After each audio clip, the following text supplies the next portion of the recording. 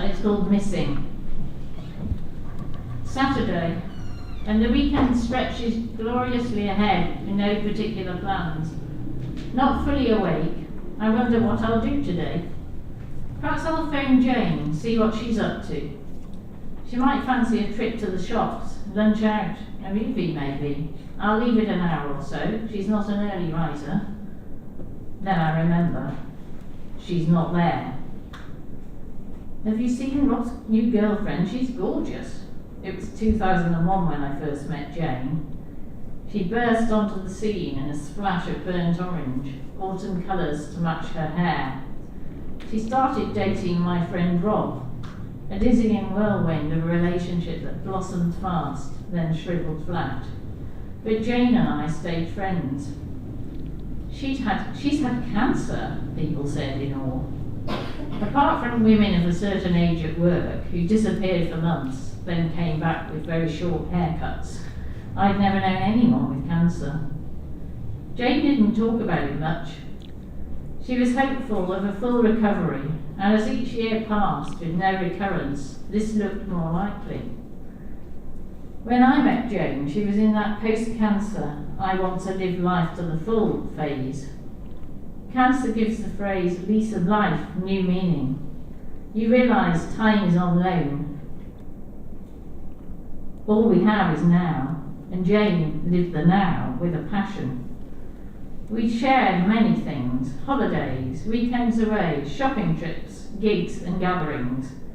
Jane shone at parties. She was fun and witty and open. She sparkled, she dazzled, and all the guys fancied her.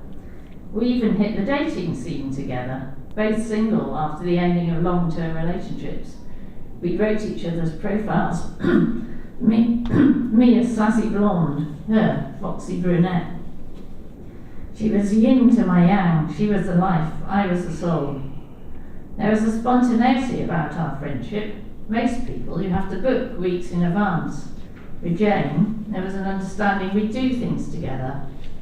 We never knew what until the day, it didn't matter. Together we'd take on the world. But 5 years after her first cancer, she hit a stressful patch at work. I tried to help her through it. Will it bring the cancer back, Claire? No, Jane, it won't. Soon after, she found another lump. I watched as she sailed through major surgery, mastectomy and lap D reconstruction. I'd never get through that, I thought.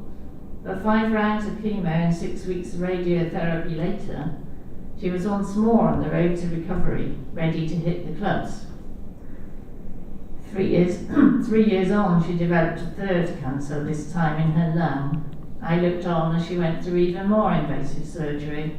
Third time lucky, we all hoped, as we watched Jane once more bounce back to life. Then one day she phoned to say she found a lump in her neck. This time it was a secondary. Around then I found my own lump, and I had to tell my friend, I've got breast cancer. Despite her own grim prognosis, Jane found time and energy to support me. I went in for the same operation with the same surgeon that she had had 5 years earlier. Any questions, doubts or fears I discussed with her. One day in the late summer she came to a barbecue at our place. That was the last time I saw her looking herself. Soon after, her condition worsened, her beautiful face puffed out with steroids. She lost it till just after Christmas. Vivacious, vibrant, live wire, all phrases used frequently to describe Jane, all words that mean life. But life had gone from her, it seemed impossible. After all my treatment had finished, my husband took me on holiday. It was warm and relaxing, just what the doctor ordered. But in the middle of the week, I was hit by a wave of emotion, a profound sense of loss and grieving for all the things as a loss to cancer. Lost breast, lost hair, lost health, and most of all, my lost friend. 6 years on, the landscape's weathered, the raw and jagged edges smoothed over. Other people fill the gaps in places, but a glimpse of a spiked heel, an auburn bob, a flame red scarf, an overheard laugh, a voice in my head. Shall we go to Rock City, Claire? Sparks a small pulse of adrenaline within me. Then I remember, she's not there.